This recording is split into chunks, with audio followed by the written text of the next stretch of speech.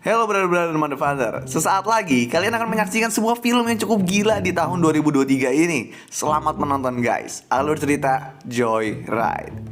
Film ini dibuka dengan memperlihatkan seorang anak cewek yang masih kecil bernama Audrey Sullivan yang tinggal bersama orang tua angkatnya yang merupakan orang bule di Amerika.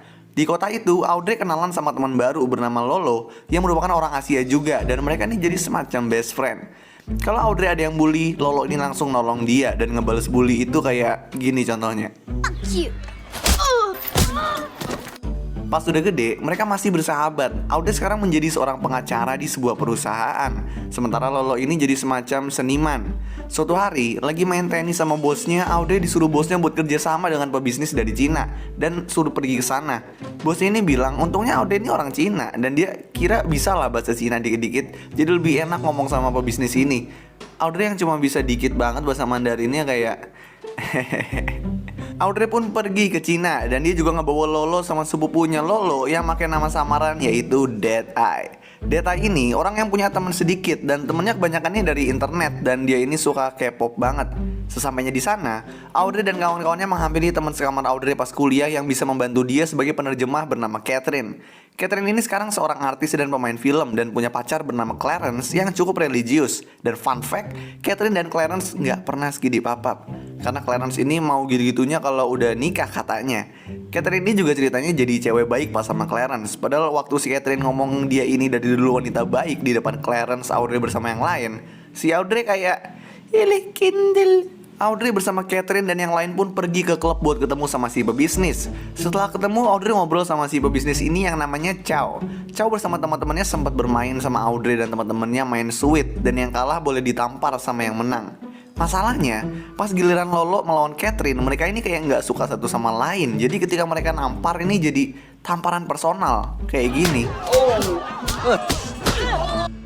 Sampai ke pembahasan Audrey dan Chow mengenai bisnis. Chow ngomong kayak kalau orang tuh bisa ngomong banyak tentang seseorang itu dari keluarga mereka. Dan dia nanya si Audrey punya keluarga nggak lo di Cina. Dan si Audrey pun kebingungan di sini. Tapi Lolo yang ada di sampingnya bohong dengan ngasih tahu Chow kalau Audrey itu deket banget sama ibu kandungnya. Karena itu si Chow nyuruh Audrey ngajak ibu kandungnya ke pesta ulang tahun ibunya Chow. Dan Chow bilang ini wajib bro, karena katanya gimana mau kerja sama bisnis kalau nggak kenal keluarga masing-masing. Setelah pertemuan itu, Audrey marah sama Lolo. Kenapa mesti bohong gitu sama Chow? Dan sekarang gimana dia nemuin ibunya? Tapi ternyata Lolo udah nelpon agen adopsi yang mengurus adopsiannya Audrey dan udah janjian bakal ketemu. Akhirnya Audrey pun setuju dengan ide Lolo dan besoknya mereka pergi naik kereta. Besoknya di kereta mereka duduk satu ruangan dengan satu cewek bule yang agak sas yang ngenalin diri sebagai Giselle. Mereka sempat ngobrol selagi kereta berjalan, tapi nggak lama kemudian nih di kereta itu ada polisi yang mau ngegeledah nyari orang yang bawa narkoba. Di sini Giselle langsung panik karena dia ternyata yang bawa narkoba yang banyak, tapi dia ini licik. Jadi dia ngeluarin narkoba yang dia bawa dan disebarin ke Audrey dan kawannya, biar kalau Giselle kena, Audrey dan yang lain kena juga. Dan Giselle pun nyuruh mereka satu-satunya jalan keluar adalah dengan masukin narkoba Giselle ke badan mereka masing-masing yang ada bolongannya katanya. Jadi Audrey dan teman-temannya pun ngumpetin narkoba di badan mereka dan beberapa mereka pakai. Mungkin karena nggak muat kalau semua dimasukin ke dalam. Polisi pun datang dan mau ngegeledah, tapi Audrey dan kawan-kawannya sambil kena efek narkoba, mereka ngomong dan ngelak dengan agak ngawur, yang ngebuat polisinya ngebiarin mereka tapi nurunin mereka dari kereta. Audrey dan kawan-kawannya pun turun dari kereta, tapi mereka kemudian nyadar kalau Giselle ngebawa kabur koper-koper mereka. Emang Giselle nih Bingung mau naik apa ke tempat agen adopsinya Audrey, Lolo nelpon pacarnya yaitu Baron Davis yang merupakan mantan pemain NBA yang sekarang main di tim basket Cina. Dan gak lama kemudian bus Baron Davis dan timnya datang dan Audrey bersama yang lain naik bus itu dan sampai ke hotel tempat tim Baron Davis nginep. Di hotel, Audrey dideketin sama pemain basket dan diajak ke kamar buat skidi papap bareng sama temennya satu lagi. Di sisi lain, Catherine ini juga ketemu sama pemain basket yang merupakan mantan pacarnya. Di sini situasi agak kacau. Nah, Catherine sama mantan pacarnya ini ketemu di gym. Dan si Catherine ini karena ternyata masih ada satu narkoba Giselle yang belum dia keluarin dari pantatnya, dia jadi bergairah ngeliat mantannya yang nge-gym. Dan karena banyak gerak, Catherine pun cedera punggungnya. Dan si mantannya ini coba nolong pijetin dia dan kemudian ngeluarin alat pijat yang ngebuat keadaannya makin chaos, makin kacau.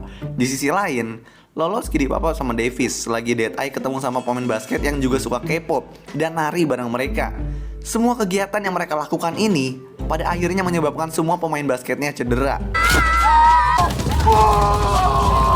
Pada besok harinya, Audrey dan kawan-kawannya mampir dulu ke tempat keluarganya Lolo dan main-main lah sebentar. Dan Audrey ini jadi cukup deket sama keluarganya Lolo karena berasal dari satu negara yang sama.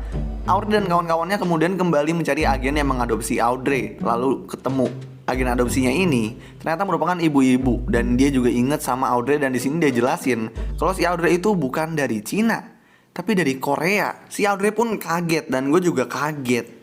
Audrey pun pengen pergi ke Korea langsung dan kawan-kawannya pun kayak gas. Tapi mereka ini nggak punya paspor, jadi mereka cari cara buat naik pesawat ke Korea dengan ide dari Dead Eye, yaitu pura-pura jadi idol K-pop. Yang sebenarnya emang idol K-pop nggak perlu pakai paspor ya? Jadi mereka dandan lah dan mereka pergi ke bandara. Tapi pas mereka ngejelasin ke petugas bandara kalau mereka ini idol K-pop, mereka harus tetap nunjukin pasportnya. Jadi si petugas bandara ini karena si Audrey dan kawan-kawan yang ngeles mulu gitu kayak, gue kan K-pop. Ya masa nggak boleh? Jadi si petugas bandaranya pun jadi curiga gitu sama Audrey dan kawan-kawannya. Kemudian Audrey dan yang lain pun nanyain kemana teman online-nya si Dead Eye yang K-popers, yang katanya dia itu mau bantuin mereka ini. Dan Dead Eye pun kayak sedih karena teman online-nya pun ternyata bukan teman asli karena mereka nggak dateng. Ternyata temennya ini datang, bahkan sama banyak orang yang pura-pura jadi fans dari grupnya Audrey dan kawan-kawannya. Si petugas bandara jadi mulai percaya nih, tapi dia minta tunjukin nari sama nyanyinya. Audrey sama kawan-kawannya pun kayak anjir. Ya terus mereka ini nyoba lah dan bisa dengan inget-inget sesuatu yang mereka jadi kompak gitu. Terus jadinya mereka ini ya jadi keterusan nari dan menyanyi dan jadi bagus.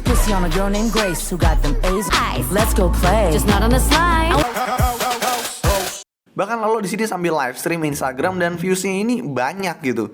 Banyak banget, naik terus. Mereka asik nyanyi gitu dan nari-nari sampai udah mau akhir lagu. Celananya Catherine melorot anjir. Dan dia gak pakai CD kayaknya. Dan anunya itu ternyata ada tato iblis yang gak bisa dihilangin. Dan ini kayaknya alasan si Catherine gak mau skidi pop-up dulu sama si Clarence. Ngelihat itu semua orang pada cengok. Gue juga cengok anjir pas nontonnya. Dan itu bahkan juga ada terekam di live stream Instagramnya Lolo. Karena kejadian itu Audrey dan kawan-kawannya pun gak dibolehin jadinya sama si petugas bandara. Jadi mereka naik kapal ke Korea. Sesampainya di Korea, mereka kayak jadi terkenal. Orang-orang pada ngeliatin mereka. Dan mereka pun sadar kalau orang-orang udah banyak yang ngeliat itunya Catherine di live streamnya si Lolo. Tapi Catherine coba tenang. Dan kayak nggak mungkin lah videonya sampai viral ya. Anjir, ternyata pas cek di internet itu udah viral videonya. Bahkan berita TV luar sampai ngeberitain, anjir, bego banget. Terus mereka pun jadi bertengkar. Di sini circle mereka jadi kacau dan mereka pun berpisah. Nah, si Audrey ada di video itu. Jadi si Chow yang ngeliat video itu, dia jadi nggak mau kerja sama dia. Begitu juga bosnya yang kemudian mencat dia. Sementara itu Audrey juga dijauhi oleh Clarence dan kontrak sama TV dibatalin. Sementara Lolo sama Dead Eye balik ke Amerika. Audrey pergi ke agen adopsi di Korea yang ngurus adopsinya dan dia dikasih dokumen ibu aslinya yang ternyata udah meninggal. Besoknya Audrey pergi ke kuburan ibu aslinya dan di situ dia ditemui sama suami ibu aslinya yang bernama Dehan.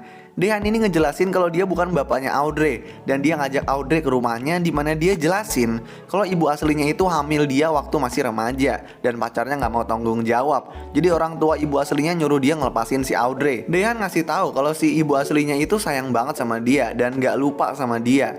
Dehan juga ngasih unjuk video ibu aslinya khusus buat dia, dimana ibu aslinya ini bangga sama Audrey, gimana pun juga. Sorry, I could not be. I am proud to be your mother. Dan dia sayang sama anaknya itu. Audrey menangis nonton video itu, kemudian dia pergi buat balik ke Amerika. Kita kemudian dikasih lihat Catherine disamperin Clarence yang menghargai kejujurannya. Dan dia juga jujur sendiri kalau dia itu sebenarnya nggak mau skidi papa sama Catherine. Salah satunya juga karena takut nggak memenuhi ekspektasi Catherine. Terus mereka pun jadinya di sini skidi papa deh. Kemudian Audrey pun pergi ke restoran tempat Lolo dan Dead Eye bekerja dan coba minta maaf. Awalnya Lolo kayak nggak mau nemuin dia, tapi karena Audrey ini sungguh-sungguh minta maafnya ke si Lolo pun mau maafin Audrey. Dan Audrey, Lolo, Catherine, dan Dead Eye pun kemudian jadi baikan dan menjadi sahabat. Lalu film pun selesai. So thanks guys for watching, I hope you enjoy this video and peace out bro.